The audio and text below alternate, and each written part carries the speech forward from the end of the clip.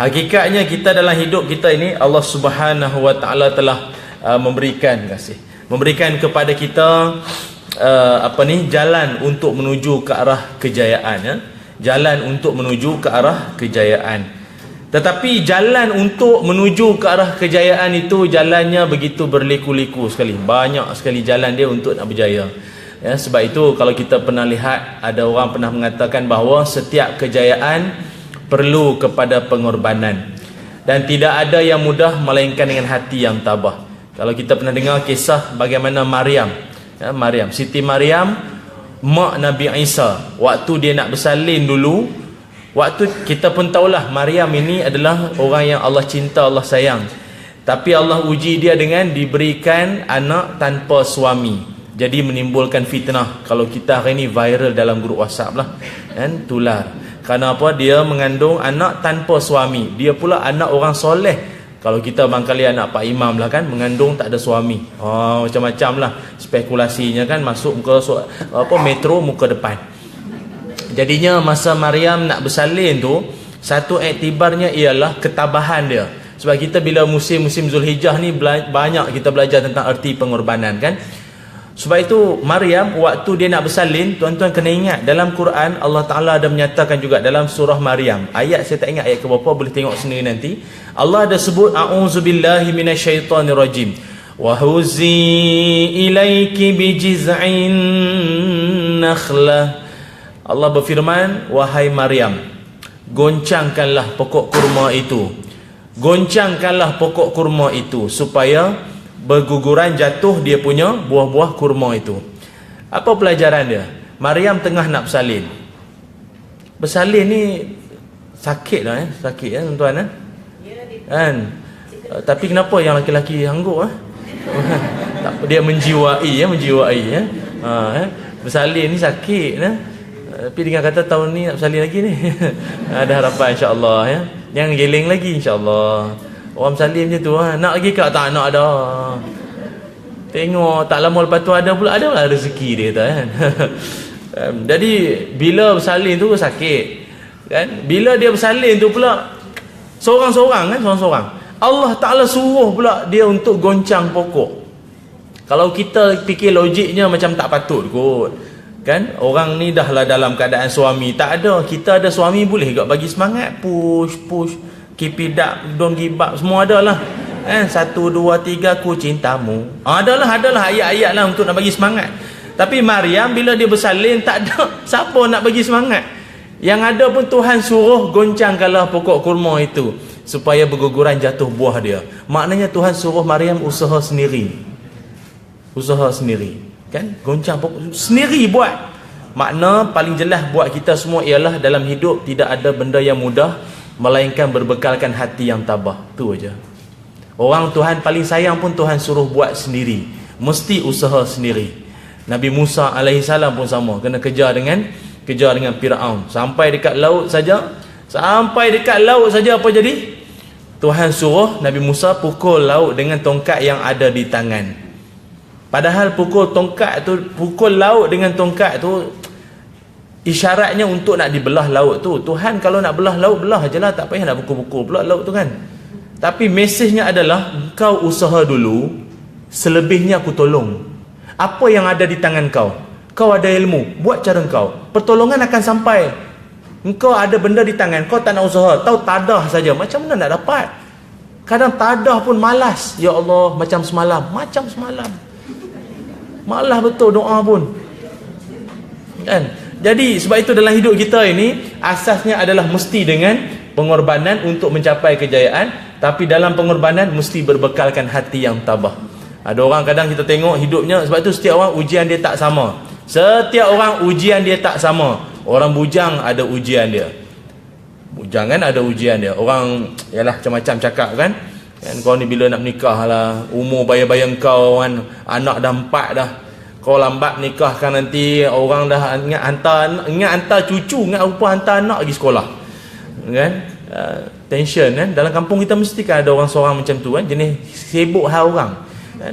Ada seorang lah, biasanya makcik lah, biasanya, kan, macam tu, jenis macam tu. Ada sebab makcik tu pun tak kahwin lagi, tu dia sibuk tu, kan. Dah nikah pula tanya mana anak. Mana anak? Orang kita suka tegur benda yang dah memang nampak Tunggu bus stop, tunggu bus ya kak? Tak, lori ya. Dah nampak kan lagi nak tegur So dulu sebelum kahwin cabarannya orang tanya bila nak kahwin Kecil hati, touching, dia ada touching sikit Dah kahwin pula orang tanya mana anak. Dah beranak pula seorang. Seorang je anak. Seorang je anak. Ingat anak kucing makcik, sekali keluar 5. Sabarlah. Tapi itu kan cabaran. Dah ada anak pula, kadang-kadang anak tu pula masalah. Melawan, suruh pergi semayang buat muka. Tengah tengok cerita sedap pula. Kan pinggan tak retak, nasi tak dingin, tempayan meletup semua ada kan. Jadi alah, suruh semayang. Oi, anak pula dah perangai macam tu. Kadang-kadang ada orang isunya bukan masalahnya anak. Kadang-kadang isterinya pula masalah kan. Isterinya. Isteri tu pun lebih kurang juga. Ingatkan anak je sebab tak nak semayang, sebab tengok drama. Isteri pun suruh sekali semayang, memang dia ambil semayang. Tapi dalam telekung duduk depan TV lagi. Tak semayang lagi, dia tengok iklan. Ada orang anak okey, isteri pula dah macam tu. Kadang isteri okey, suami pula dah pantang tegur. Tak boleh tegur sikit. Tak boleh tegur. Ada jenis tu. Kadang mak mentua pula dah. Kadang suami okey, anak okey, isteri okey, mak mentua pula dah. Jenis tak nak lekat rumah. Suka nak duduk rumah anak-anak. Okey, tak ada masalah. Tapi duduk rumah anak-anak tak duduk diam. Kejap nak pergi zoo. Tolonglah mak, benda hak mudah memang zoo. Apa minat sangat zoo tu mak? Mak teringin tengok zirapah. Kat kampung tak ada zirapah. Tengoklah zirapah. Sampai-sampai zirapah tak ada, yang ada badak sumbu. Tak apalah, teringat bapak kau. Aduh. Jadi semua tu cabaran tuan-tuan yang memerlukan hati yang tabah. Binatang-binatang yang ada dalam dunia ni pun kebanyakannya pun binatang yang tabah juga. Kalau kita ambil iktibar Contohnya cacing Tuan-tuan kenal cacing? Worm. Cacing ni binatang yang paling kita boleh faham ialah dia OKU total. Tu cacing Dia OKU total. Dia tak ada apa. Dia tak ada apa. Dia tak ada apa tuan-tuan tahu. Jadi hari ni kalau ada orang masuk rancangan, tolonglah suami saya tak ada tangan. Tak, jangan tengok cacing. Cacing lagi teruk. Kalau dia nak komplain dengan tuan, dia lagi teruk tau. Tapi gemuk-gemuk dalam tanah. Apa kita punya alasan? Ada sekolah, ada sumbangan, ada orang tolong, ada tak boleh hidup lagi. Come on lah, lembik sangat. Belajar dengan cacing. Dah lah tuan-tuan, kita yang nak korban bukannya cacing, lembu Tapi yang pentingnya kita nak bagi tahu dalam hidup tidak ada istilah yang mudah melainkan hati yang tabah dan gagah. Kan? Kalau anda dalam hidup tak nak menjadi rumput yang dipijak orang, jadilah pokok yang tinggi ditiup angin. Sama ada tuan-tuan nak jadi dalam hidup ni antara dua, mau jadi rumput yang dipijak orang atau menjadi pokok yang tinggi ditiup angin. Tak apa ustaz, saya jadi pokok yang tengah-tengah. Wasatiyah. Itulah dia. Di hidup semua ada cabaran masing-masing. Okey? Itu prinsip dia. Yang kedua, prinsip yang keduanya ialah dalam hidup kita juga, bila kita hidup sampai ke hari ini, sama ada 30 tahun, 20 tahun, 40, 50 tahun mungkin umur kita hari ini, sedarilah bahawa telah banyak orang-orang di sekeliling kita melakukan pengorbanan untuk kita. Yang boleh sampai ke hari ini ni. Kan? Dalam hidup kita setiap saat pasti akan ada bentuk-bentuk pengorbanan. Pengorbanan pihak penganjur, tunggu penceramah, itu berkorban namanya. Tuan-tuan peserta kan, tunggu saya, ini pun pengorbanan. Saya sendiri pun buat slide sampai pukul 2 pagi semalam. Ini pun pengorbanan. Kan? Nak ungkit lah tu. Tak, nak bagi tahu. Nak bagi tahu. Kan? Betul tuan-tuan sebab itu kena berterima kasih dengan semua orang yang ada di sekeliling kita. Kerana pengorbanan mereka lah kita berada di mana kita berada hari ini. Betul tuan-tuan. Sebab itu bila kita berjaya, jangan mendabik dada itu kerana kita, tak. Itu barangkali kerana doa-doa orang di sekeliling kita. Ada seorang penceramah tu kan. Seorang penceramah tu, orang dia ceramah hebat, dia cakap semangat. Ayat syahdu menangis semua orang. Berkesanlah dia punya ceramah, point sampai punchline semua baguslah. Jadi orang pun ada seorang tu tanya, tuan ni ceramah baguslah, apa rahsia? Dalam majlis tu isterinya duduk di belakang. Tak apalah, cuma bila orang tanya, orang nak dengar apa jawapan dia. Rahsia dia ceramah boleh jadi hebat. Dia kata, saya banyak membaca. Saya selalu membaca, sebab tu saya punya ceramah bagus. Saya selalu membaca, banyak buat study case, bukan cakap syok sendiri, tengok reality, banyak membaca, tengok orang pengalaman semua. Isterinya belakang senyap, macam seolah-olah dia tak ada kaitan dalam kejayaan suami dia. Bila balik dalam kereta, isterinya pun tanya, tadi orang tanya abang hebat ceramah, apa abang jawab? Betul apa saya banyak membaca? Saya banyak membaca, tengok orang awak apa tahu di rumah ikut saya je. Yalah, tak apalah. Suami dia pun tak apa, isterinya pun tak apa. Satu hari isteri dia sajalah beritahu suami dia, abang, esok saya ada kelas fardu ain daripada pagi sampai maghrib. Jadi abang saya minta tolong, anak kita kan 3 orang. Okey abang, saya minta tolong abang tolong tengokkan anak itu sekejap ya. Abang esok free kan, tak ada ceramah kan? Tak ada, abang tolong tengok ada orang sekejap ya. Semua pamper, susu semua saya dah standby dah. Tuan-tuan tahu apa jadi dengan suami dia? Pampers pun salah, depan belakang pun tak tahu. Susu berapa banyak sukat pun tak tahu semua tak tahu. Kan? Rupanya isterinya tak pergi kuliah fardu ain pun. Pergi duduk rumah kawan nak tengok suami dia boleh handle ke tidak. Cuba tuan-tuan tengok kita kadang orang perempuan kalau pergi orang lelaki kalau pergi kursus selamat anak di rumah insya-Allah kan dengan isteri kita. Cuba isteri pergi kursus apa jadi? Apa jadi kat rumah? Tak payah jawablah, tuan-tuan sendiri dah terjawablah apa jadi, dah tahu dah. Balik tu memang selamat maju jaya jelah. Senang jelah hantar nursery, senang selamat. Kalau di rumah dengan abah dia tak tahu. Tu yang ada dalam Facebook baru ni kan, ada seorang hamba Allah tu kan, suami tu kena jaga anak isteri dia entah kenapa tu kan, nak kena jaga dia punya botol susu tu dekat dia stapler susukan anak dia pasal dia buat kerja buat kerja entah ada presentation apa tahu, depan laptop susukan anak susu, stapler ada selotip botol susu tu anak dia. Oh ya Allah, itu kreatif lah bapak tu kan. Memang buruk sangat lah kau tengok bapak jaga anak ni kan. Sebab itu kena hargai baru suami dia tahu, rupanya dia hebat ceramah selama ni pun sebab isteri tolong bantu jaga anak, so dia ada peluang untuk study dan dia baca. Kalau tak kerana tu memang dia pun tak boleh, betul tuan-tuan Sebab itu kadang orang perempuan ni banyak Tuhan jadikan dia sebagai orang yang paling sabar, sungguh sabar. Tapi sabar-sabar dia pun tak boleh lawan orang lelaki, sungguh. Orang lelaki minta maaf lah, dia paling kuat sabar, paling time malam. Kalau anak menangis biasa siapa yang bangun? Kan orang perempuan kan tak sabar. Kau tengok suami sabar, anak menangis punya kuat dia sabar.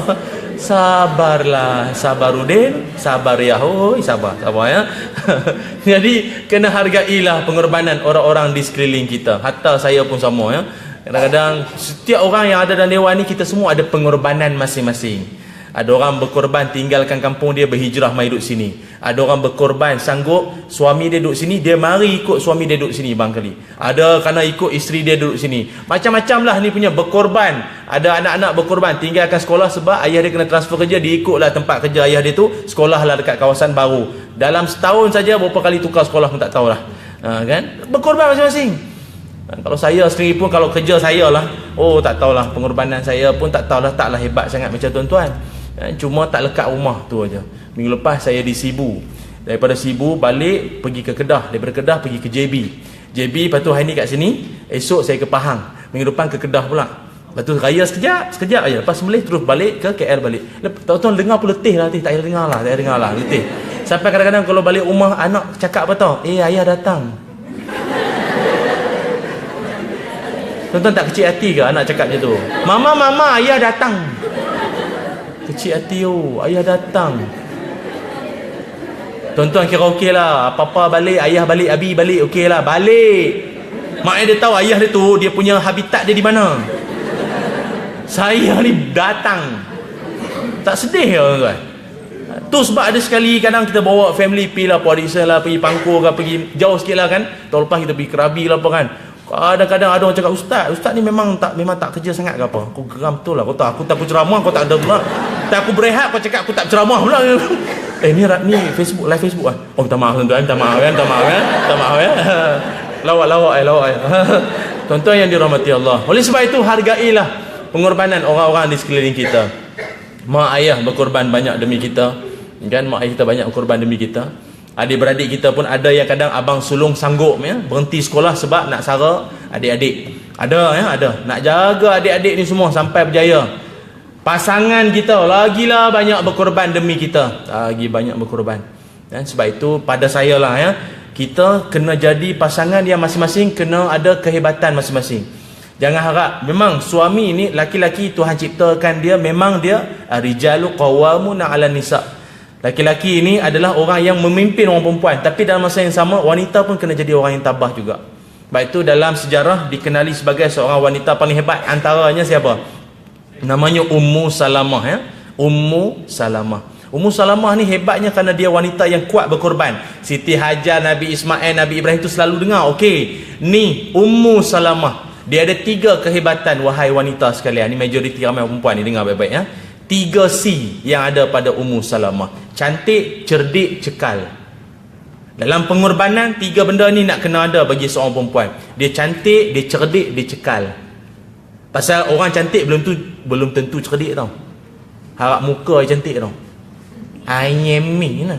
Kan? Harap cantik lah, cerdik tu tak berapa ada. Dan tak semua orang cerdik tu cekal. Belajar tinggi, emo tau, jenis emo. Emosi tau, emosi. Belajar tinggi tapi tak cekal lah, dia tak tabah sangat. Sikit-sikit bang.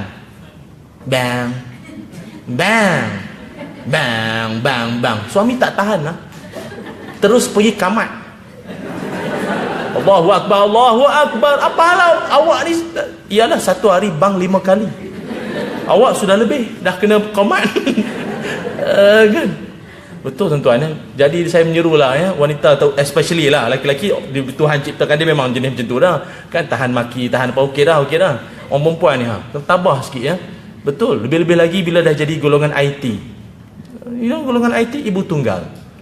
Itu lagi nak kena tabah dalam hidup lagi kena tabah ya.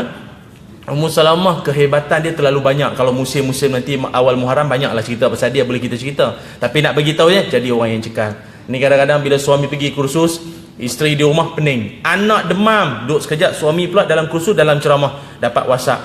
Wi kan? WhatsApp. Kan? WhatsApp lah. Bang, kan bang. Anak demam. Tak cukup dengan tu, dia bagi gambar lagi anak muka demam, lepas tu ada termometer ni kan.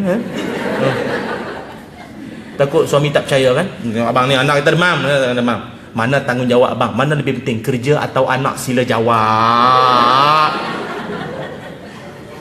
Tak bengang lah. Tapi isteri cantik tau. Tapi cerdik tu boleh dibincang balik lah kan. Hey, kamu nak anak sakit lah, takkan suami kursus jauh 3 hari 2 malam. 3 hari 2 malam. Sebab tu saya kadang kalau saya buat kursus, saya buat training, team building apa 3 hari 2 malam, memang itulah benda isu yang selalu saya beritahu tau. Suami dah bawa hari pertama, bawa ice breaking.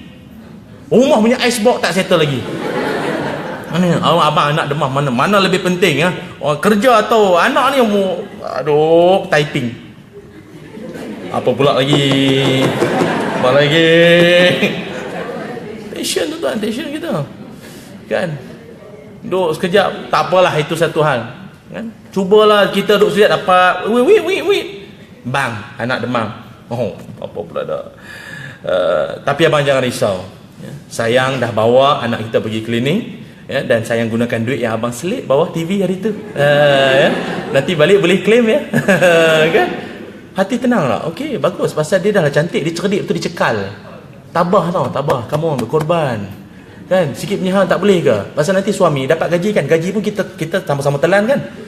Jadi sama dia, waktu dia tengah kerja, berkorban lah sikit. Kan? Takkan benda tu pun kita nak kena beritahu. Astaghfirullahalazim, Ustaz kan? Ungkit ke apa ni? Tak ada.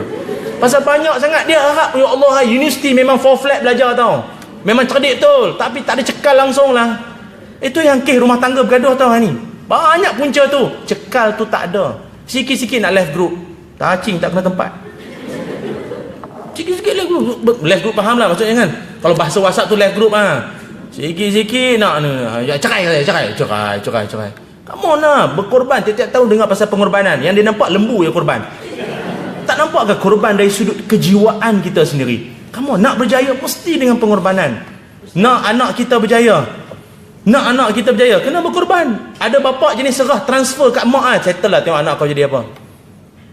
Kan? PIBG meeting tak pernah pergi. Apa anak punya report sign report tak pernah pergi. Yang dia tahu mengamuk Balik kerja, bapak tu kan panas-panas nak nasi. Lapar, aku lapar. Dah macam rimau lah kan. Isteri pun lambat dah. Anak datang, abah tengok ni abah. Tengok result, tengok tu dia matematik 17/100. BM 50, bahasa sendiri 50. Teruk, kau belajar apa ni? Dia dah lapar, panas, isteri lambat masuk pula, result teruk. Anak dia kata, abah sabar, tadi Along kemas bilik, jadi Along jumpa ada result keputusan abah punya. Masa kecil-kecil dulu kan abah punya ni. Oh, simpan balik. Tak pernah ambil tahu mengamuk manjang. Ini masalah tuan. Aduh, hai. Saya tengok kadang ada bapa sanggup berkorban ambil cuti, pergi sekolah anak, ambil tahu pasal pelajaran anak. Ni anak kes bertumbuk di sekolah apa semua, apa pun tak ambil tahu. Tahu nak backup anak. Anak saya bagus-bagus tau. Kami keturunan Parameswara tau. Kami ni, saya bukan cakap lah, kami ni semua geng-geng Said tau, geng-geng Said Syarifah tau ni. Kami semua ada keturunan, ada bau-bau dengan Nabi tau. Jangan main-main yang kata anak saya bully orang, mana ada. Kau tak pernah ambil tahu, tak pernah langsung tiba-tiba nak kata anak kau bagus, mana boleh. Berkorban tak nak, tahu-tahu nak berjaya, tak boleh tuan-tuan. Kan dalam hidup mesti kena ada pengorbanan, baru kejayaan tu akan diperolehi. Sebab itu hargailah semua orang-orang yang berkorban demi kita. Itu termasuklah pasangan dan juga anak-anak kita. Cumanya bagaimana kita nak sebutkan kaitan di antara integriti dalam berkorban. Dalam Quran, kalau tuan tengok, Allah berfirman, surah Al-Hajj ayat 37, Allah berfirman, a'udzubillahi minasyaitonirrajim, bismillahirrahmanirrahim, lan yanalallaha luhumuha wala dima'uha walakin yanaluhu taqwa minkum. Sadaqallahul azim. Ila akhiril ayat. Allah berfirman, maksudnya ialah daging dan darah binatang korban atau hadiah itu tidak sekali-kali akan sampai kepada Allah, tetapi yang sampai kepadanya ialah amal yang ikhlas yang berdasarkan takwa daripada kamu. Sadaqallahul azim. Surah Al-Hajj ayat 30. Surah Al-Hajj ayat 37. Ya, tuan-tuan kalau baca surah Al-Hajj, sajalah nak bagi tahu berkenalan kan. Kadang-kadang kita surah sama je baca kan. Ni surah Al-Hajj, kalau tuan-tuan baca, sajalah nanti tengok antara ayat awal surah Al-Hajj ini berkaitan tentang kiamat tau. Kiamat ya. Tuan-tuan baca surah Al-Hajj, memang surah Al-Hajj tentang haji semua. Tapi awal-awal ayat dia akan berkaitan tentang kiamat. Apa kaitan haji dengan kiamat? Apa persamaan haji dengan kiamat? Huru-hara. Haji huru-hara, kiamat pun huru-hara. Kan? Yang pernah pergi haji maupun umrah okey, tapi tak sangat dia punya huru dan hara dia tak berapa sangat. Haji memang huru-hara. Sebab tu dia punya kiamat dengan persamaan dia tu lebih kurang.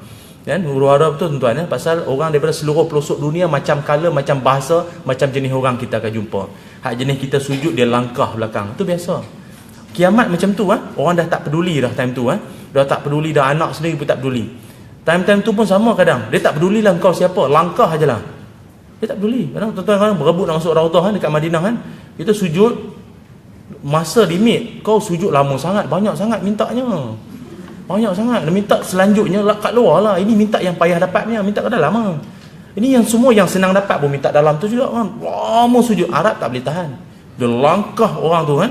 Orang Melayu kita lah lama sangat kadang sujud. Langkah atas tu. Duli apa? Arab tu dengan jubah dia, selubung terus kita yang tengah sujud ni. Bangun duduk antara dua sujud, gelapnya. Dah meninggal agaknya dia. Alam barzah ke apa? Putih. Jangan tengok atas, terkejut nanti ya. Dia huru-hara ya. Okey, tak apa. Cuma ayat ni saya nak fokuskan apa dia? Fokus ayat ni ialah Allah Subhanahu wa taala menyebutkan bahawa integriti dalam kita ni, dalam kita nak berkorban. Tadi kita cakap soal berkorban sebagai bapa, sebagai ibu, sebagai anak, pekerja, semualah Tapi dalam berkorban mesti kena ada integriti. Sebab itu Tuhan sebut daging dan darah binatang korban atau hadiah itu tidak sekali-kali apa? Tidak sekali-kali akan sampai pada Allah. Maknanya Tuhan bukan nak tengok sangat kita punya kambing, kita punya lembu, unta, semua Tuhan bukan nak tengok sangat pun. Oh, saya punya kambing Australia punya ustaz. Oh, ini seekor 10,000. Tuhan bukan nak tengok kau kambing mana Venezuela ke ada. Bukan tu semua. Yang paling Tuhan nak tengok ialah keikhlasan sewaktu kau buat ibadah korban tu. Maknanya isunya kat sini adalah bukan soal kuantiti harta tapi kualiti jiwa. Buat ayat Facebook sedap ni Bukan soal kuantiti harta, kan? Tapi kualiti jiwa sewaktu kita buat benda tu. Itu Tuhan nak tengok tu. Keikhlasan kita sewaktu kita melaksanakan ibadah kurban. Ada orang dia buat sepasal dia malu kat orang lain. Ada kawan dia gaji kecil tapi ambil kurban. Dia pun ambil jugalah. Ambil pun dia check, survey lama. Kemboja 300, mahal. India 200, mahal. Kau nak ambil berapa? Kau boleh je nak 50 je tau kalau boleh. Kan? Itu biji mata lembu je aku dapat kan. Korban ni maknanya kita sanggup. Kalau tuan-tuan tahu tak? Tuan-tuan kalau memilih-milih macam tu tak payah korban lah. Tu maksud saya, faham tak? Tuan-tuan kalau memilih-milih sangat nak paling murah, tu bukan korban namanya. Korban ini Tuhan sebut dalam Quran min thayyibat. Kamu mengeluarkan, kamu bagi yang paling the best punya. Paling the best tu pula apa? Yang paling kamu sayang dalam hadis. Paling kamu sayang yang tu. Ni dulu saya ingat masa Manik Urai kan, banjir dulu ni kan, kesian. Dia orang tu dah lah ditimpa musibah, baju tak ada, apa tak ada, kan pakaian habis semua, dihanyut semua habis, tak ada apa. Yang hantar bantuan pula macam-macam pula yang dapat. Buka kotak tu penuh baju kurung. Semua baju kurung. Semua baju kurung. Hak Pak Imam orang masjid pun tengok juga. Hak untuk kami tak ada kan, apa kurta ke apa tak ada kan, tengok kok lah boleh. Tak ada baju kurung. Jadi imam pun bila jadi semayang pakainya baju kurung kan, butterfly sini kan, ada zip belakang kan. Biasa butang depan tak ada zip belakang. Imam tak ada baju lah, tak ada baju. Maknanya kita ada orang dia memang bagi baju yang memang dia tak nak pakai, maknanya dia bagi je untuk itu. Bukan korban, itu tuan-tuan menghabiskan stok clearance namanya. Tuan-tuan bagi je. Maaf ada seorang akak tu hari tu ni dia bagi mentang-mentang tak dalam TV kan, cakap main lepas kan. Ada seorang, ya Allah tuan-tuan, yang perempuan dapat baju dalam tali tak ada. Baju dalam tali tak ada. Nak sangkut mana kak? Pakai apa? Tali rapia ke apa? Siapa makcik tu pegang tengok, tak ada tali. Mana aku nak lekat ni? Maknanya kau bagi benda tak perfect, itu bukan korban namanya. Itu kau menghabiskan, menyomak dalam rumah bagilah ke orang. Tak, itu bukan korban. Itu bukan korban tuan-tuan. Korban ni satu benda yang tuan-tuan sayang. Tuan-tuan rasa tau, rasa dalam hati tu berat, yang tu korban. Tabah betul, yang tu korban. Dan setiap orang tak sama. Mungkin tabah bagi dia dalam bentuk sumbangan mungkin RM5. Ada orang mungkin RM1 sebab gaji dia kecil. Kita pelekeh orang RM1.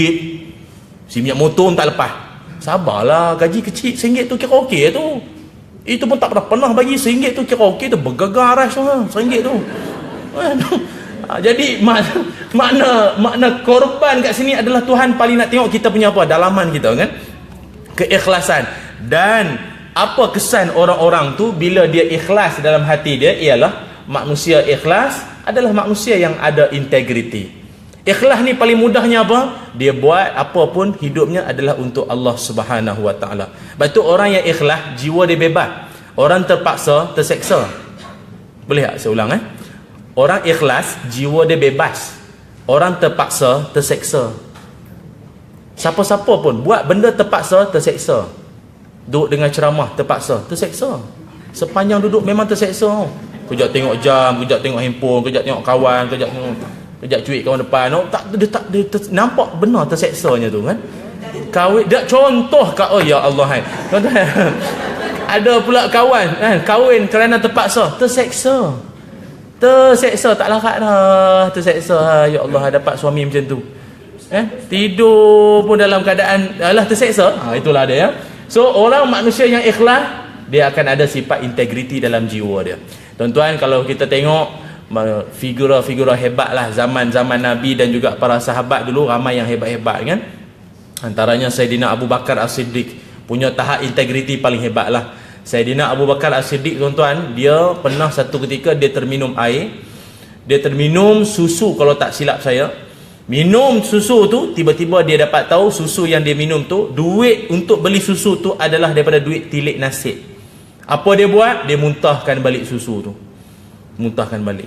Kalau nak diikutkan benda dah terlajak, apa nak buat, bertaubat sajalah. Macam dulu kan ada orang pernah tanya saya tentang kes isu Cadbury dulu kan. Dah selesai dah, tapi time tengah duk heboh dulu ni, ustaz apa nak buat, makcik ni memang suka jenis apa Cadbury jenis tu. Kan makcik dah mau berdozen-dozen dah makan ni. Macam mana adakah makcik perlu menyamak perut makcik semula kan? Masukkan air tanah sebanyak mungkin, keluarkan 6 kali basuhan, 1 kali air tanah, macam mana ustaz? Dah lama makan ni. Apa mengarut sangat? Taubat nak buat macam mana kalau benda tu sungguh, tapi sekarang dah clear dah, tak apalah benda tu kan. Benda kalau dah terlajak taubat. Tapi Saidina Abu Bakar Siddiq punya tak nak. Daging dia bercampur dengan benda yang batil, benda yang salah, benda Tuhan larang, Tuhan marah, dia muntahkan balik tu integrity. Dan Imam Syafi'i rahimahullah pernah setahun pantang tak makan kambing. Sebab pernah dia dapati bahawa ada kambing tu makan rumput orang. Jadi dia dah kambing seko yang makan, sekandang tak makan. Pasal dia tak tahu kambing mana yang makan. Dia tak tahu. Jadi nak jaga hati, dan patutlah tuan-tuan dengar baik-baik rezeki membentuk hati. Rezeki baik bentuk hati baik. Duk amal jenis claim tipu, kan? Jenis MC tipu. Jangan main-main lah tuan-tuan. Ini semua membentuk rezeki, membentuk hati balik keluarga kita. Anak jenis dengar degil, tak nak dengar cakap, hati tak tenang. Oh, ini semua berkait dengan soal rezeki yang disuap pada tubuh badan kita. Lepas tu ulama-ulama, orang-orang soleh dulu dia ambil berat bab-bab ni. Oh, dia takut. Dulu-dulu saya pernah dengar ada satu ungkapan, didik anak dari dapur. Bukanlah ambil buku Iqra tu duduk di dapur, bukan. Maksudnya apa yang disuap tu, yang itulah yang membentuk anak kita tu, keluarga kita tu siapa. Imam Syafi'i pernah. Sultan Muhammad Al-Fatih, oh integritinya pun hebat Sultan Muhammad Al-Fatih. Sultan Muhammad Al-Fatih pernah satu ketika dia dengan rombongan tentera dia. Sultan Al-Fatih ni muda, umur 22 tahun. Tapi dia punya askar tentera dia ratus ribu. Anak kita umur 20-an pun kadang belum tentu boleh jaga adik.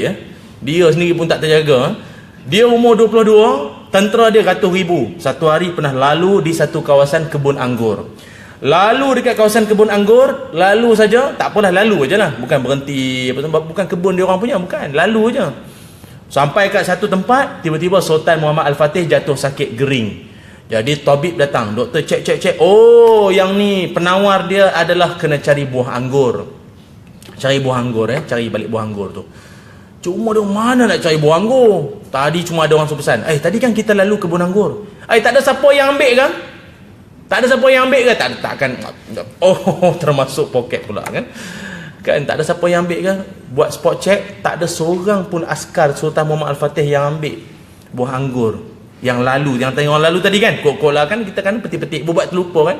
Oh, Allah termakan pula kan. Tak ada seorang pun yang ambil. Patutlah pemimpin hebat, pengikut, follower semua hebat, negaranya dirahmati, diberkati Allah. Sebab dia sangat menjaga tentang isu integriti ni. Patutlah dia mendapat bantuan Allah kerana dia menjaga soal benda ni. Ni tanggungjawab dia tu, Sultan Muhammad Al-Fatih. Sama juga dengan Khalifah Omar. Khalifah Omar pun hebat. Khalifah Omar lagilah, dia tengah duk buat kerja, urusan dia. Dia kalau dia buat kerja zaman dulu tak ada lampu macam ni. Apa yang dia buat? Dia pakai apa? Dia pakai lilin. Ada kata pakai pelita. Anak dia datang nak sembang dengan dia, abah ada benda nak cerita sikit, nak bincang sikit. Ayahnya tanya isu apa, tentang apa, pasal keluarga ke, pasal rakyat apa ni? Oh tak, ni pasal hal peribadi saya lah. Oh pasal peribadi kita kena padam lampu. Anak dia tanya kenapa bang? Oh pasal ni lampu ni minyak tanah ni rakyat punya. Ni rakyat punya. Mana boleh kita guna benda hak rakyat untuk bincang hal peribadi, tak boleh. Kan, so kena padam. Bergelap lah dia orang dua-dua anak sembang. Dalam gelap tuan-tuan. Cubalah tuan-tuan buat macam tu tengok. Di office kan, boleh buat itu integriti tahap tertinggi tau. Makam wali macam tu. Kan, kawan datang, mat. Oi, bola semalam, bola. Oh, jap. Ada kaitan tak dengan Kementerian Kerja Raya? Tak ada kaitan ke apa? Kalau tak ada kaitan dengan kerja kita ada kaitan, nanti kita padam aircon, lampu semua kita padam. Berpeluh dua-dua orang sembang Berpeluh. Integriti betul tuan-tuan. Pasal apa? Ni lampu ni semua rakyat punya tau. Ni LCD ni semua rakyat punya tau. Tuan-tuan duduk kerusi tu rakyat punya tau. Boleh duduk untuk hal peribadi. Rasa panas dah, rasa lain dah. Kan? Sebab kita dah ingat harta kerajaan. Kerajaan tu daripada siapa? Kan? Taxpayer kan? Orang-orang yang bayar cukai semua. Bukan hak kita. Ni hak kerajaan, aset kerajaan. Boleh pula guna telefon pejabat untuk call dia punya downline dia. Kan guna pula pejabat van punya pejabat kan. Van punya pejabat dia pergi jumpa dia punya stokis, pergi hantar curry puff frozen. Musim-musim nak raya pula kan, dia pergi hantarlah kuih bangkit semua kan. Haram hukum dia. Guna barang pejabat untuk hal peribadi, photostat pejabat, guna photostat IC anak, my kit anak untuk urusan dia. Pasal nak pergi kedai mahal, tak pun jauh, barang pejabat punya lah, haram. Hukum dia haram. Mana boleh barang pejabat untuk hal peribadi, tak boleh. Oh tuan-tuan, dahsyat kalau cakap bab ni. Lepas tu ada seorang guru besar tu, guru besar ni, cikgu-cikgu lain kalau call dia tak berjawab, semua tahu maknanya apa. Maknanya phone dia bateri mati. Apa masalah pergi cas tak, guru besar tu takkan cas pakai elektrik pejabat. Pasal pejabat tu elektrik tu bukan dia yang bayar TNB tu betul kan. Dia akan bawa power bank, yang power dalam bank tu daripada rumah yang dia bayar bulan-bulan. Okey, patutlah tuan-tuan pasal phone tu phone kita, bukan phone pejabat, dan kita guna pun hal peribadi kan. Pasal apa guna elektrik pejabat pula? Oh kalau tengok sampai tahap tu macam mana tuan-tuan? Nak cakap soal integriti kan. Lepas tu saya buat program, kami ada buat smart integrity 3 hari 2 malam. Hari lah tu memang keluar tu memang rasa lain tuan-tuan. Semua ini kerajaan punya, ini rakyat punya. Sampai tahap tu lah tuan-tuan. Saya ingat lagi dulu kantin, sebab kita ada modul kita ada kaedah kita macam mana nak buat. Ada satu kita nama game tu game belon beracun tau. Yang tu paling best, saya ingat game tu paling best, memang insaf terus kan. Yang syoknya apa, time nak makan, kadang-kadang pihak kafe kan, kadang dia risau, kadang ada yang ambil lebih ayam tak. Saya bercakap dengan makcik tu, insya-Allah modul saya bawa ni tak ada siapa ambil ayam lebih. Itu je lah saya beritahu, insya-Allah. Habis-habis makcik tu, betul lah ustaz, lebih ayam. Lebih pula ayam sungguh. Kan? Bukan apa tuan-tuan, kadang kita tak perasan alah ini kerajaan banyak duit, dia kira kerajaan banyak duit, dia tak kira rakyat. Kan? Terus kena ingat. Saya ingat seorang menteri besar. Ada seorang menteri besar kat Malaysia ni kan. Dia kalau orang minta untuk dia sign, Datuk Seri minta tanda tangan sikit untuk apa-apa urusan lah. So dia sign lah. Dia sign layang layang. Macam faham layang, maknanya dakwat tu tak berapa nak tekan sangat. So orang cakap dia, Datuk Seri tekanlah sikit, teranglah sikit. Dia kata tak apa. Dakwat ni rakyat punya, tekan lebih-lebih pun buat apa. Dakwat ni rakyat punya. Kan? Dia pun dah tak ada dah kan. Subhanallah. Kalau bab dakwat pun dia boleh ambil kira tuan-tuan. Berapa banyak kita punya kan, urusan kita, aset negara kita dapat dijimatkan. Subhanallah tuan-tuan.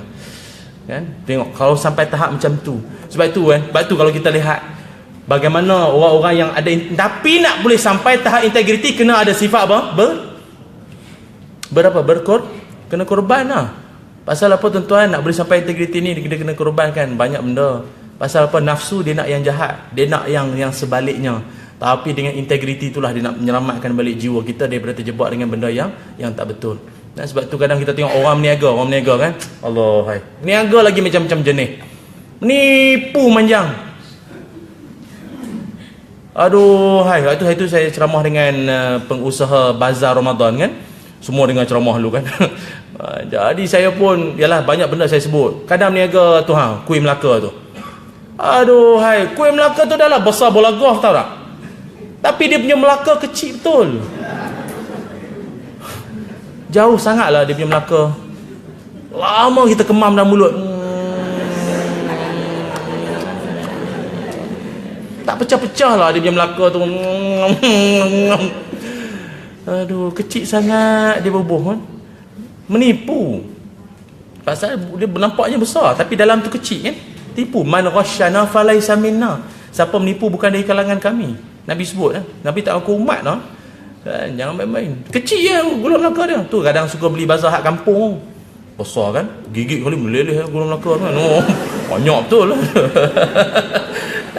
Peniaga apa? Madu. Nak cari madu asli. Mana nak cari madu asli ustaz? Payahlah nak cari. Tak tahulah, saya pun payah kalau nak cari yang asli tu pun. Ada lah, tapi susah sangat lah nak jumpa tu. Dulu-dulu zaman tak tahu lagi, orang kata kalau nak cari madu asli, cari dengan belah-belah Pahang tu. Orang asli kan, niaga tepi jalan tu. Tu banyak yang asli tu. Tapi ada juga kawan saya terkena, yang asli tu orang tu. Madu tu tak asli, yang asli dia orang tu. Orang madu tu tipu juga. Tak apalah, yang confirm asli madu tu bawa balik rumah, orang rumah mengamuk. Itu je lah. Itu confirm asli lah madu. Okey, tuan-tuan yang dirahmati Allah sekalian. Okey.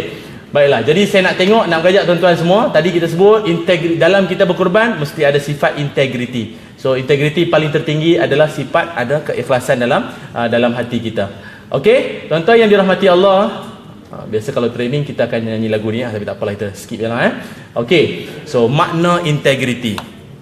Okey, makna integriti. Apakah makna integriti tuan-tuan? So makna integriti ni banyaklah tafsirannya. Ya, tafsirannya begitu banyak, definisinya banyak. Tetapi untuk kita nak mudah faham, bahasa-bahasa kampung tuan-tuan, nak mudah fahamnya, integriti dan amanah itu maksudnya apa? Integriti dan amanah itu maksudnya apa? Orang yang mendapat orang yang mendapat kepercayaan. Tuan-tuan, bila tuan-tuan mengamalkan sifat integriti, artinya tuan-tuan sedang memegang kepercayaan orang. Dan kepercayaan kita, grade apa pun kita, jawatan apa pun kita memegang kepercayaan orang atas. Orang atas pula memegang kepercayaan daripada rakyat untuk memimpin. Kepercayaan orang. Tuan-tuan tahu tak, kepercayaan ni bukan senang nak dapat, tapi nak hilang sekejap je. Nak dapat kepercayaan orang bukan senang, tapi nak hilang sekelip mata je kepercayaan orang. Baik itu jaga baik-baik orang punya kepercayaan ni. Kan? Seorang pelajar mesti dengan ada sifat integriti, sebab dia mendapat kepercayaan mak bapak dia. Saya pernah tanya ada seorang budak tu dalam program SPM masa tu kan, jadi saya pun tanyalah seorang budak tu. Saya kata, adik, apa perasaan kamu tiba-tiba kamu tengah jawab exam blank, aduh apa jawapan ni, aduh tiba-tiba terbang kertas jawapan daripada seorang budak paling best student kat sekolah tu. Kamu tak pergi tiru, kertas tu yang terbang jatuh depan kamu, itu namanya apa? Sama jawapan tu. Budak sekolah tu pun jawab tu juga. Ke budak sekolah tu dah besar dah. Rezeki rezeki. Itulah dia tuan-tuan kan. Meniru itu adalah benda yang disuruh dalam Islam, meniru. Sunnah tiru cara Nabi, tiru itu kan sunnah. Tapi kenapa dalam peperiksaan tak dibenarkan meniru? Sebab nak menguji kita punya kehebatan ataupun kemampuan masing-masing lah. Disebabkan dia arahan daripada jabatan kita, dia arahan daripada pihak kementerian, dia arahan pemimpin, maka dia jadi tak boleh kan. Ada orang kata, ustaz dalam Quran tak ada sebut pun balik pukul 5, pukul 4, masuk pukul 8, tak ada sebut pun. Hadis Nabi tak sebut masuklah jam 8. Siapa yang keluar mengular, mendragon, membabi semua kan, ada membabi punya haram sikit kan. Jadinya tak ada sebut pun, memanglah. Tapi dalam kita punya akad, kita kerja ada akad semua, betul tak? Agreement kita dah persetujui, dah tanda tangani, maknanya itu kita dah berjanji. Kita langgar maknanya berdosa, itu aja kan. Pelajar, peniaga saya nak cerita dah, macam saya dah cerita tadi lah. Sekarang banyak orang menipu kan, buat catering, ambil job banyak, satu hari 8 ke 10 majlis dia ambil, besar catering dia, tapi kadang-kadang dia tak sempat nak cover kan. Daging nak cepat empuk, apa dia buat? Dia taruh Panadol, letak Panadol, penyakit habis semua orang. Dia buat Panadol lah, lebih cepat empuk, buat Panadol lambat. Nak betul-betul nak empuk bicara natural punya, lambat tuan-tuan. Job banyak nak ambil catering sana lah, kantin sekolah lah, kenduri kahwin lah, banyak tuan-tuan. Open house lagi banyak, buat Panadol. Kopi pula sekarang ni, ada pula kopi jenis serbuk kayu kita sampai ke tangan kita kan serbuk, dia campur dengan serbuk kayu, patutlah bercirit manjang. Serbuk kayu aku telan selama ni. Hantar anak nursery, budak jenis hyper, pengasuh malas, apa buat? Ubat batuk dia buah dalam susu, anak pun tidur manjang. Kita pergi ambil, bagus ya, macam mana bagi dia tidur? Saya kat rumah susah nak bagi dia tidur, macam mana bagi tidur nyanyi lagu dah macam-macam lah kan, nyanyi lagu dah macam-macam lah kan, semua berkawat satu-satu, hora-hore lah, Omar Hana, tak jadi kan. Ubat batuk, lena lah budak tu. Banyaklah penipuan tuan-tuan, banyak penipuan kan. Tu peniaga banyak menipu. Sebab tu Nabi sebut kan, peniaga-peniaga yang jujur, berintegriti, mati dibangkitkan bersama dengan para nabi dan orang mati syahid. Meniaga aja pun, tapi boleh bangkit nanti bersama dengan orang mati syahid, dengan orang-orang soleh. Apa sebab? Nak jadi peniaga yang berintegriti bukan benda mudah. Niagalah dulu, kau akan nampak payah juga nak jadi jujur dalam hidup ni memang. Itu sebab aku tak jujur selama ni, kau tahu tak? Ya ke? Itulah dia. Payah tuan-tuan. Sebab itu dalam hidup tak ada benda mudah, semuanya payah melainkan hati yang tabah. Itu aja. Tuan-tuan, kadang-kadang kita beli buah kan, beli buah. Beli buah, kita nak sekilo je, dia pun letak kurang sekilo, buat turun balik lebih pula, tu tak balik dah lebih, buat turun balik tak, buah tangkai, tangkai lebih sikit. Tuan-tuan beli daging, tuan-tuan tunjukkan saya makcik nak daging ni, yang ni. Memang dia potong, tapi kurang. Dia ambil apa? Dia ambil apa untuk beratkan balik timbangan? Tipu. Menipu. Kita nak daging bukan nak lemak. Kenapa yang bagi lemak pasal apa? Yang tengok live Facebook ni, dengar baik-baik lah. Yang buat panggil macam tu. Sungguh tuan-tuan lah. Come on lah, nak bagi anak kan. Nak didik anak, konon nak anak soleh hafal Quran. Bapa pun menipu, meniaga. Macam mana? Itu heboh kan durian. Durian petik. Bukan durian yang dah luruh, bukan. Durian petik, tangkai kuning lagi. Orang peminat durian, dia boleh detect.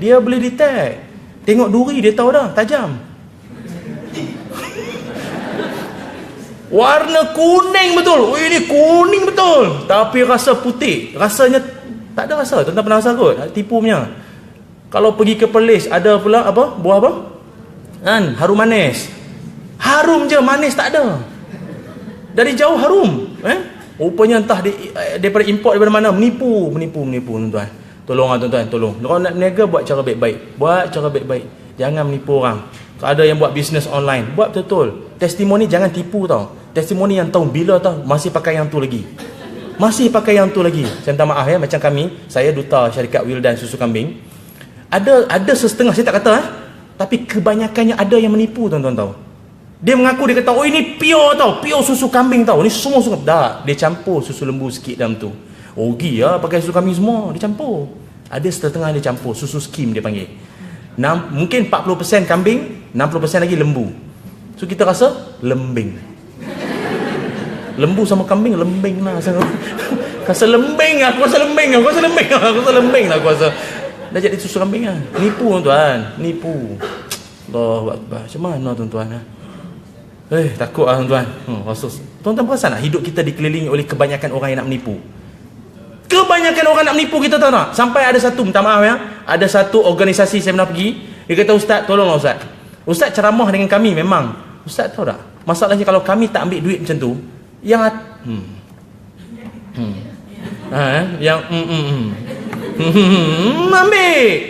Kami kalau tak ambil duit tu, kami kena boykot. Kami akan dikatakan poyo, kau tak payah belagang alim lah. Benda ni dah lama kita dah tepu tau, ambil duit-duit ni tau. Kau tak payah nak soleh sangat lah. Tentang kau, panjang cerita lah tuan-tuan. Betul kan? Sebab tu ada orang kadang, tak apalah Ustaz, kalau dah macam ni lah, saya bercampur dengan duit macam ni semua, baik saya berhenti, saya berniaga, jual buah potong lagi bagus tepi jalan. Daripada bercampur dengan duit haram ni semua, saya tak nak. Ada orang macam tu tuan-tuan. Oh ya Allah. Tapi semua itu nak sampai tahap integriti memerlukan pengorbanan tuan-tuan. Pengorbanan amat sangat. Oh ya Allah. Nak cari tu calon suami lagi lah, yang berintegriti, yang mendapat kepercayaan. Tuan-tuan nanti nak cari calon suami kan. Sebab tu saya dalam buku saya tajuknya krik-krik faham ke tidak tajuk tau, krik-krik faham ke tidak, ada di belakang sana tu kan. Banyak saya muatkan tentang bagaimana cara kita nak mengenal orang tu bagus ke tidak nak jadi sahabat kita, ciri-ciri orang tu bagus ke tidak nak hidup bersama dengan kita, ada dalam buku tu, krik-krik faham ke tidak tu. Kadang-kadang kita nak cari, maklumlah kita ada anak dara, nak cari orang hak boleh jaga anak dara kita ni bagus, laki-laki yang bagus. Allah, sekarang macam-macam jenis orang tuan-tuan kan. Tapi paling bagus, cari paling mudah indikatornya, tengok yang jenis semayang. Tu je lah. Betul tuan-tuan ya. Cari yang jenis semayang. Allah Ustaz, hak jenis pakai tudung pun buat maksiat. Nak cari orang baik sangat kan. Allah Ustaz, hak bertudung pun jahat. Masalahnya yang pakai helmet pun accident. Faham tak? Yang pakai helmet pun accident. Bukan masalah helmet atau tudung. Masalah dalaman dia tu tak berubah, itu je lah. So salah satu jalan membetulkan dalaman dia adalah spiritual punya part kan, ataupun solatnya tu. Cari jenis semayang. Tiba-tiba anak kita beritahu, anak perempuan kita beritahu kan, abah saya ada berkenan seorang lelaki tu, namanya apa? Namanya apa? Bapak pun teka lah, Fatah Amin ke? Tak lah, Fatah balik je. Fatah balik je. Jemputlah datang rumah, laki-laki tu pun datang. Assalamualaikum pak cik. Oh memang baguslah, bakal buat mentua kan. Jadi alhamdulillah wassalatu wassalam ala Rasulillah wa ala alihi wa sahbihi ajmain, amma ba'du. Nama saya, tanya nama apa, dia punya intro panjang. Bagus nak ni ya, soleh betul. Sila duduk. Boleh duduk, sila duduk. Oh bagusnya duduk. Tu pasu, kerusi tepi. Kenapa duduk atas pasu? Oh sopan sangat. Pasu dia duduk. Allahu astaghfirullahalazim, astaghfirullah. Lah kerja di mana? Oh saya astaghfirullahalazim, saya kerja. Kan? Oh baguslah, bagus. Lepas tu makan pula, jemput nak makan. Oh, tak apa cik, dia ambil yang paling dekat, air basuh tangan. Oh bagusnya basuh tangan. Minumlah air basuh tangan dulu, soleh betul. Oh mana nak dapat integriti sungguh. Oh nak masuk waktu maghrib dia datang petang dah kan. Jadi tuan-tuan tengok, orang kalau jenis betul jaga semayang, lagi half an hour, lagi setengah jam nak masuk waktu solat, dia gelisah biasanya. Orang jenis jaga semayang, dia akan gelisah tau. Dia akan gelisah pakcik dulu zaman Jepun lah, perang semua kan, zaman komunis semua lagi. Jepun dah balik pakcik ya. Dah balik dah. Pakcik, maaf pakcik. Jadi saya nak tanya, bilik air kat mana nak ambil wudu? Pakcik tu kata, bilik air sana. Itu tanda awal. Boleh right lah. Kalau macam JPJ tu, kira lulus lah. Dia tanya bab semayang, dia tanya bilik air kan. Dia pun budak tu bilik semayang. Pakcik tu sediakan selipar, alhamdulillah. Pakcik maaf lah, banyak tanya pula ya. Apa ni, kiblat mana ya? Pakcik tu kiblatnya mana pakcik ya? Kiblat ya. Pakcik tu pun kiblat ya. Ya, kiblat.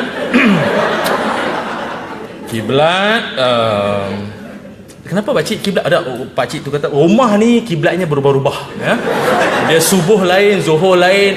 Nampak sangat pak tu pun mungkin tak tahulah semayang ke tak, tak tahu. Kiblat pun tak, kiblat rumah sendiri. Ya ni masalah nak cari calon suami. Ya Allah kena cari yang pasal apa, dialah yang akan menjadi penyambung keturunan kita. Ada satu doa saya nak bagi pada anda. Doa ini tuan-tuan amalkanlah ya. Baca untuk anak-anak kita, keturunan kita. Especially doa yang saya nak bagi ni, doa ni untuk anak remaja. Kalau baby doa lain baby doanya lain kan. Allahumma faqihu fiddin, semua tu. Ini doa untuk anak remaja kan. Mana tahu, sebab remaja tu lah time-time tu dia nak menikah nanti kan, supaya dia jadi orang yang boleh mengurus diri dengan bagus kan. Apa doa dia, nak rakam lah, silakan ya. Bismillahirrahmanirrahim. Saya baca tuan ulang pun okey Bismillahirrahmanirrahim. Tuan ulang pun okey ya. Bismillahirrahmanirrahim. Allahumma barik lana pula ya. Allahumma ghafir zanbahu wa tahhir qalbahu wa hassin farujahu. Ya. Kalau dia lelaki, kalau dia perempuan, hu tu jadi ha lah. Allahumma ghafir zanbaha wa tahhir qalbaha wa hassin farjaha. Amin ya rabbal alamin. Artinya, ya Allah, ampunkanlah dosa-dosa dia. Sebab sejak daripada balik tu banyak juga dosa-dosa dia kan. Jadi ampunkanlah dosa dia ya Allah. Sucikan hati dia daripada niat tak baik. Dia nak pukul aku ke, dia nak lari daripada rumah ke kan, dia nak buat benda tak baik lah, nak bully kawan ke. Sucikan hati dia daripada niat-niat yang tak baik tu ya Allah. Dan peliharalah kemaluannya, kehormatannya. Terjebak dengan zina, apa sajalah benda-benda yang berkaitan dengan kehormatan tu, peliharalah dia. Amin ya rabbal alamin. Ini doa Nabi ajar khusus untuk kita baca pada anak-anak remaja kita. Tuan-tuan, tamat siaran. Yang rakam dia tamat siaran ya.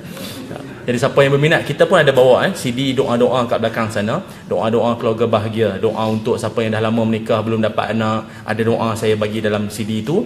Doa kalau anak degil tak nak semayang pun, macam-macam lah saya muatkan dalam tu. Doa kalau rasa diri tu kesepian, kesunyian, ada juga saya muatkan dalam tu. Ada siapa yang beli nanti CD tu pasal anak kereta, amin sajalah, sebab doa saya dah baca.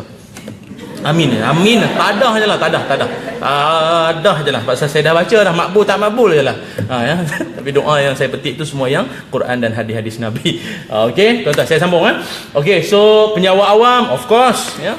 Isu penyawa awam ni ada 3. Masalah penyawa awam kebiasaannya ada 3. Masa duit dan aset jabat. Dia ada 3.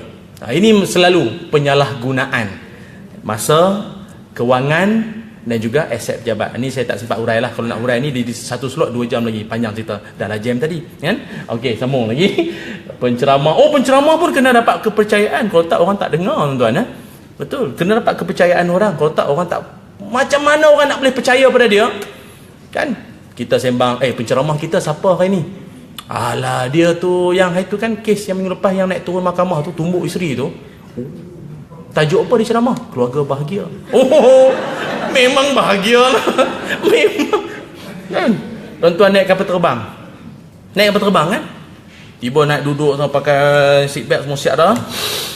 Terima kasih kerana memilih penerbangan kami. Saya adalah kapten anda dan inilah penerbangan pertama kali saya. Ya. Sejak tamat latihan dulu kan. Inilah ya, saya dulu belajar aviation. So ini first time saya nak bawa ni. Kan? Pernah lah sekali dulu terempas sekali tapi saya selamat, yang lain meninggal. Jadi tuan-tuan saya sarankanlah ya, banyak-banyakkan mengucap ya, banyakkan zikir, ingat Tuhan, mati tu di mana-mana. Mati tu bukan di tangan saya, di tangan Tuhan. Ada orang nak naik ke? Semua turun, tak nak naik lah. Pilot ni tak mendapat kepercayaan. Lift sama. Lift ni tiba-tiba ada amaran kat luar buh gambar-gambar hitam putih. Orang-orang yang pernah mati dalam lift jatuh. Okey. Ada yang ada kalung bunga, ada tak ada kalung bunga, ada yang Al-Fatihah, semua adalah. Inilah wajah-wajah yang pernah jatuh lift ni. Jika nak naik silakan. Ada orang nak naik? Tak ada orang nak naik. Tak ada orang nak naik. Tak ada orang nak naik. Payung terjun bersama. Tak ada payung terjun. Kalau tak ada integriti, orang tak ada siapa nak naik. Nak terjun tau. Dah lah terjun. Harap ke dia je time tu. Dia pun tak boleh harap. Tak boleh. Tanah sama. Tanah kena ada integriti juga. Tanah pun ada integriti. Tanah yang tak ada integriti tak boleh buat bangunan tinggi-tinggi. Contohnya macam kat Malaysia kita ni, kebanyakan tanah dekat Perak. Perak banyak tanahnya tak boleh dinaikkan bangunan tinggi-tinggi. Tak boleh. Tak ada menara kat sana. Tak boleh. Pasal tuan-tuan JKR lagi tahulah kan. Ataupun berkaitan kerja raya ni lagi tahulah kan. Pun sama. Kawan kita pun kena ada integriti. Kita kan bawa kereta kadang mengantuk. Mengantuk. Kawan kita cakap, kalau orang mengantuk, mai aku drive. Mai aku drive kau ni. Kita bukan tak nak pelawa dia bawa. Masalahnya dia dah 36 kali aksiden. Kalau dia bawa mungkin kali yang ke-37 na'udzubillah mungkin. Jadi sebab itu integriti ni adalah satu bentuk kepercayaan orang terhadap kita. Jadi oleh sebab itu, apakah tanda-tanda seseorang itu jenisnya berintegriti? Mari kita tengok, ada 5 tanda. Yang pertama sekali adalah orang yang ada integriti, sifatnya nombor 1 ialah dia boleh lawan kehendak diri dia. Ini orang yang ada integriti dan ada pengorbanan dalam jiwa dia, lawan kehendak diri. Okey. Pasal kadang-kadang tuan-tuan, benda-benda yang melibatkan benda haram ni dia seronok, dia suka, tapi kita lawan. Dengar azan pagi-pagi kan, as-salatu khairum minan naum kan. Jadi yang tuan-tuan pilih, solah ke naum? Solah ke naum? Selnaum ya? Solah, semayang ke tidur? Kena lawan. Lawan kan. Sebab itu korban sanggup tinggalkan selimut bantal, TBS lah kan? Tilam bantal selimut, tinggal tu semua demi untuk ke arah solat. Tinggalkan, lawan kehendak diri. Kadang-kadang nak kutuk orang kan, nak kutuk pasal apa, database pasal dia kita tahu. Semua kita tahu, dia bercerai bila, apa masalah dia tidur, dia berdengkur kuat tak kuat, kita tahu. Dia tu ada parut kat mana, kita tahu. Tiba-tiba ada satu orang buka cerita, kau kenal tak dia? Kenal. Kau nak kenal macam mana? Kan? Aku rasa dia tu macam tak baik ya. Tuan-tuan tu nak respon apa? Memang. Kau tahu? Kan start. Itulah start. Dia start. Itulah dia, lawan kehendak diri. Aku tak pasti sangat pasal dia tu, aku tak pasti sangat. Itu lawan. Nak kutuk orang memang. Tu sebab ada orang kadang integriti betul terhadap mulut sendiri. Kemam tu. Aku rasa dia tu jahat punya orang. Aku tengok dia tu perempuan yang tak bagus . Kau ni apa hal? Lawan tak? Lawan kehendak diri kan? Tuan-tuan tengah puasa, itulah integriti paling bagus. Tadi sahur makan daging, terselit sikit kan? Tiba-tiba bila time dah puasa, Daging bukan seekor lembu pun, sikit je selit. Kalau tuan-tuan telan orang nampak tak? Tuan-tuan telan orang nampak tak? Tak nampak. Tapi kenapa tak telan? Kan integriti. Tuan-tuan sanggup korbankan selit daging tu, buang, tuan-tuan buang. Lawan kehendak diri kan. Tama-tama time semayang, kemana aku nak halalkan ni? Nak telan tak boleh, baru rakaat pertama, jauh lagi perjalanan ni. Orang sebelah pun tengok, meteor terbang ya. Siul. Lawan kehendak diri. Dalam Islam dia istilahnya dipanggil sebagai, depan saya pun ada slide. Jadi saya ingat tuan-tuan dah tengok, rupanya kat depan tak keluar lagi ya. Ya. Ni masalah canggih juga tuan-tuan ya. Ni dia. Jadi namanya mujahadah. So dalam Islam namanya mujahadah. Benda yang kita suka dengan benda yang kita perlu, dia berlawan. Kan? Nampak perempuan cantik, memang cun gila, tak tengok memang rugi, serius. Suka, tengok, perlu, jangan tengok. Itulah mujahadah, lawan di antara suka dengan perlu. Kan? Tengok, aduh, dosa. Jadi lawannya tu. Itu namanya mujahadah. Okey, next. Yang keduanya adalah manusia yang ada integriti dalam diri dia, adalah dia sentiasa memberikan yang terbaik. Buat kerja tu itqan. Sebab itu dalam haiwan korban, antara benda adab bila kita nak korbankan haiwan korban kita tu nanti, apa adab dia? Mesti asah pisau. Mesti asah, pastikan pisau tu tajam. Artinya Islam juga menitik beratkan soal kualiti.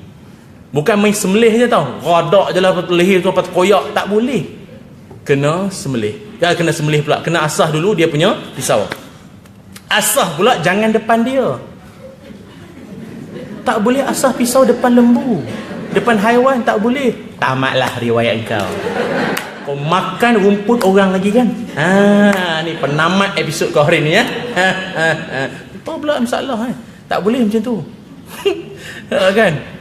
Bila nak rebahkan dia pula dengan cara yang paling baik. Maknanya Islam menitik beratkan apa? Soal apa? Buat benda tu dengan sungguh-sungguh lah, cermat betul.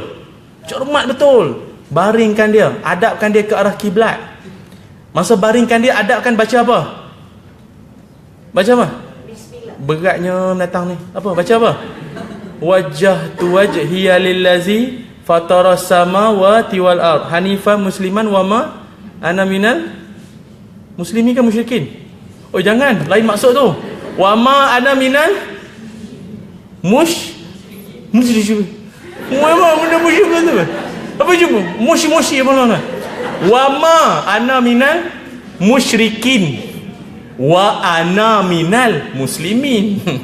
Tuan-tuan hari-hari baca tak ni? Jangan. Dia macam orang takbir raya. Takbir raya kan. Tuan-tuan takbir raya dah hafal belum? Hafal tu. Tak hafal. Kalau tak hafal, buat cara tak hafal lah, duduk soh belakang lah. Kau dah lah tak hafal, pakai smart, duduk soh pertama. Mic sampai menggigil, mengelupur depan tu. Jangan. Kalau tak hafal, at least standby lah skrip depan. Download siap-siap takbir raya PDF. Standby. Nanti mic sampai steady. Ni ada orang, dia tak pakai skrip, semua tak pakai. Allahu Akbar, Allahu Akbar, Allahu Akbar. Okey. Tapi yang panjang tu yang masalah tu. Allahu Akbar kabiran walhamdulillahi katsira wa subhanallahi bukratan wa asila. La wajjahtu wajhiya lillazi fatara samawati wal ardi hanifan musliman wa ma ana minal musyrikin. Inna salati wa nusuki wa mahyaya wa mamati lillahi rabbil alamin la syarika lahu wa bizalika umirtu. Orang masjid dah mundur pula.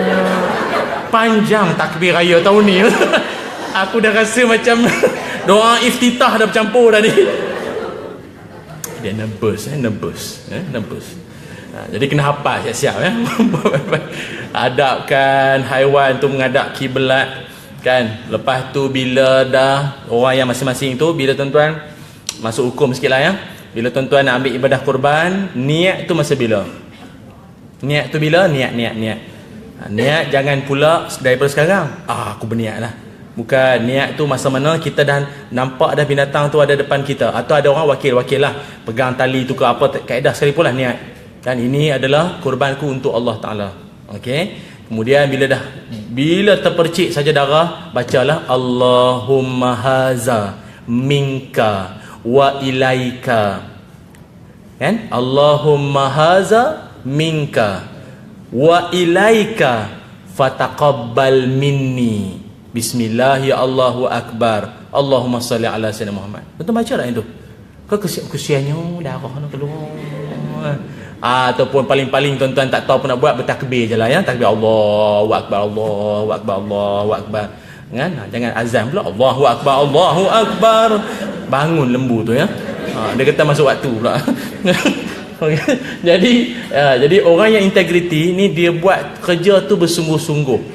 Kan orang integriti tu kan ikhlas. Kalau orang tak ikhlas kan nampak sangat tak ikhlasnya, kau ni macam tak sungguh tak ikhlas tu, macam tak ikhlas tak ada integriti. Orang integriti dia buat kerja tu dengan itqan ya, dengan bersungguh-sungguh. Okey, yang ketiganya, orang yang ada integriti juga dia tidak mengharapkan pujian. Dia tidak mengharapkan pujian orang. Betul ya? Ada satu buku tajuknya Stop Worrying and Start Living. Penulis dia siapa nama tu? Dale Carnegie apa nama tu kan. So tak apalah, ayatnya qala Dale Carnegie dia kata siapa-siapa dalam hidup mengharapkan pujian orang, dalam hidup harap pujian orang, kita boleh jadi gila. Sebab manusia memang tak tahu menghargai manusia lain. Sebab itu dalam hidup jangan harap pujian orang. Tuan-tuan buat paling the best, kerana bos paling besar kita adalah Allah Ta'ala tu je. Tuan-tuan buat harap puji orang-orang, memang. Dan salah satu daripada jalan jahat orang nak merosakkan kita, penghantar sihir paling senang, puji. Tuan-tuan tahu kan? Ada sihir Ain kan, nama tahu kan? Dia puji lah, dia puji. Dia dah baca dah ayat tu, mandaram tu sebelum tu. Lepas tu dia puji kita. Puji tu dia jadi jambatan untuk masukkan benda jahat dalam diri kita. Contoh, akak cantik lah kan, akak punya tudung dengan baju pun matching kan, kasut matching, hujan pula payung pun matching dengan baju akak lah, burus pun cantik kan. Sini apa ni nampak obo-obo kuda laut kan, ikan pari sini cantik akak punya. Akak memang lah barang tengah sale baru ni, beli kat Lazada apa ni. Masuk benda tu benda jahat tu dia akan masuk.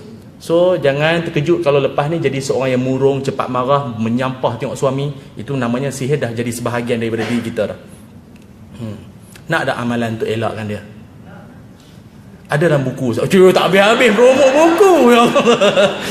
Amalan dia ada Okey, tuan-tuan amalkan ni Orang kalau puji tuan-tuan, sempat tak tak apalah, saya bagi sikit je lah dia banyak amalan dia Okey, salah satunya tuan-tuan, orang kalau puji, tuan-tuan cakap macam ni akak ni cantik lah, cun lah, apa ni, merlik apa dia punya ni, berkilau-kilau dia punya brus.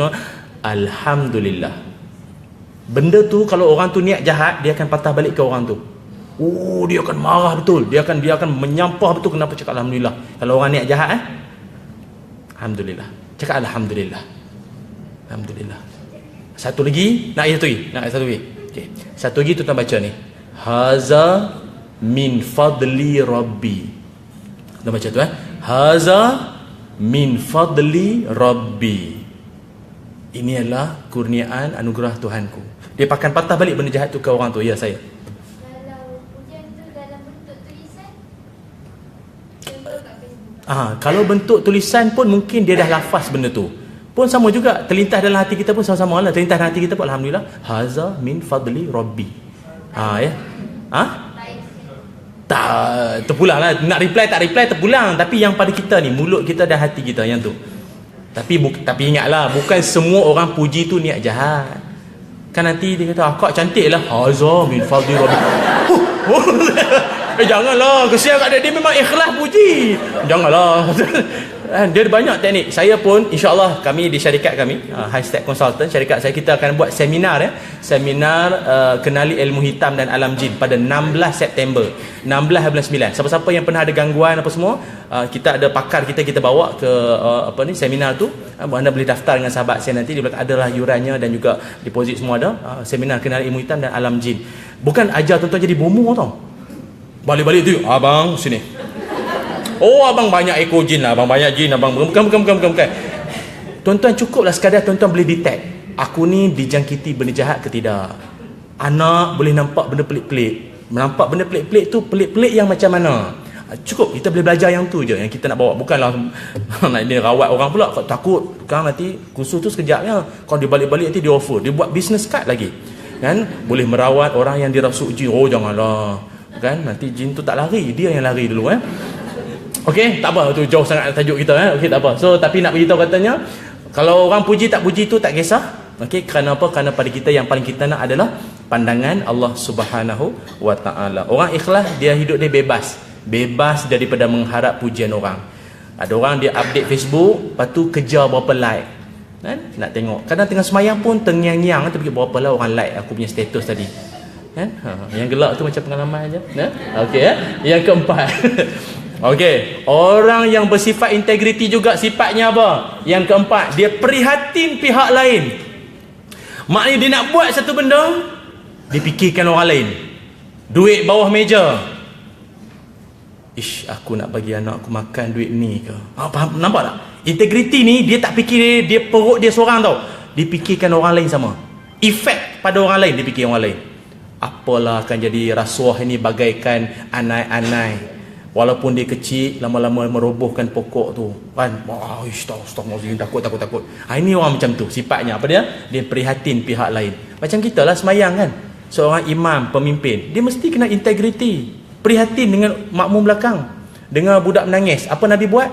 Nabi ringkaskan semayang kan. Tak ada Nabi baca panjang-panjang. Nabi hafal satu Quran, tapi Nabi tak baca semua pun. Nabi ringkaskan sebab ada budak menangis. Ni ada orang dia tak peduli lah, belakang orang sakit ke orang gaut ke apa, dia tak kira. Dia baca, panjang betul. Habis semayang orang cakap, imam, ingat-ingatlah kami belakang. Nak masuk syurga tak? Nak masuk syurga tak ada benda yang mudah melainkan hati yang tabah dan gagah, integriti. Banyaklah kau punya tabah, kau tak kira orang belakang. Ada seorang budak tu, dah lah baca sangkut kan, sabbihisma rabbikal a'lal lazi khalaqa fasawwa sampai wayatajan